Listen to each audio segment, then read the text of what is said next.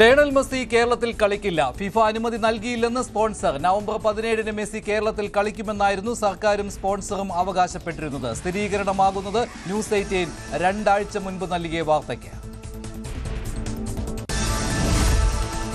ശബരിമല സ്വർണ്ണക്കൊള്ളയിൽ ഉണ്ണികൃഷ്ണൻ പോറ്റി വിറ്റതെന്ന് കരുതുന്ന സ്വർണം കണ്ടെത്തിയത് ബെല്ലാരിയിൽ നിന്ന്. ഉണ്ണികൃഷ്ണൻ പോറ്റി ഗോവർദ്ധന് വിറ്റ സ്വർണമാണ് കണ്ടെത്തിയത്. ബെല്ലാരിയിലെ റൊദ്ദാം ജുവലറിയിൽ നിന്നാണ് സ്വർണം കിട്ടിയത്. ശബരിമല സ്വർണ്ണക്കൊള്ളയിൽ ഉണ്ണികൃഷ്ണൻ പോറ്റിയുമായി ഇന്നും തെളിവെടുപ്പ് തുടരും. ദേവസ്വം ബോർഡ് മുൻ സെക്രട്ടറിയെയും തിരുവാഭരണ കമ്മീഷണർമാരെയും ചോദ്യം ചെയ്തേക്കും. അന്വേഷണം മികച്ച രീതിയിൽ മുന്നോട്ട് പോകുന്നുവെന്ന് Thiruvithamkoor Devaswom board president PS Prashant.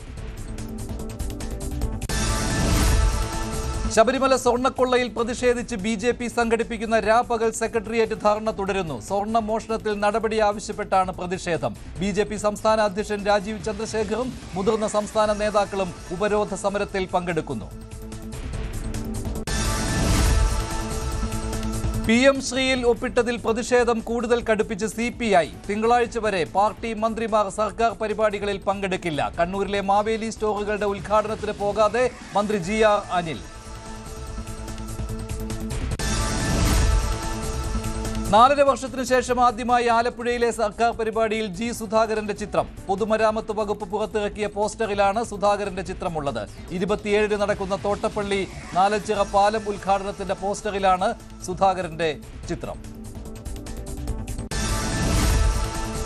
കനത്ത മഴയിൽ സംസ്ഥാനത്ത് പലയിടത്തും നാശനഷ്ടം. ദേശീയപാതയിൽ വെള്ളക്കെട്ട്, ഗതാഗതക്കുരുക്ക് രൂക്ഷം. വർക്കല TS കനാൽ നിർമ്മാണം നടക്കുന്ന പ്രദേശത്ത് മണ്ണിടിച്ചിൽ.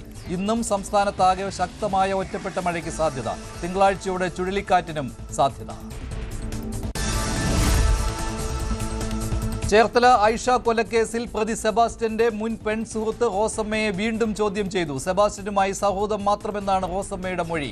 ഐഷയെ അറിയില്ലെന്ന മുൻ നിലപാട് മാറ്റി സെബാസ്റ്റ്യൻ. പള്ളിപ്പുറത്തെ വീട്ടിൽ ഐഷ വന്നിട്ടുണ്ടെന്ന് സെബാസ്റ്റ്യൻ അന്വേഷണ സംഘത്തോട് സമ്മതിച്ചു. നടൻ ദിലീപിന്റെ വീട്ടിൽ അതിക്രമിച്ച് കയറിയയാൾ കസ്റ്റഡിയിൽ. മലപ്പുറം സ്വദേശി അഭിജിത്താണ് പിടിയിലായത്. രാത്രി 12 മണിയോടെയാണ് ഇയാൾ ആലുവ കൊട്ടാരക്കടവിലെ വീട്ടിൽ കയറിയത്. അഭിജിത്ത് മദ്യലഹരിയിലായിരുന്നുവെന്ന് പോലീസ്.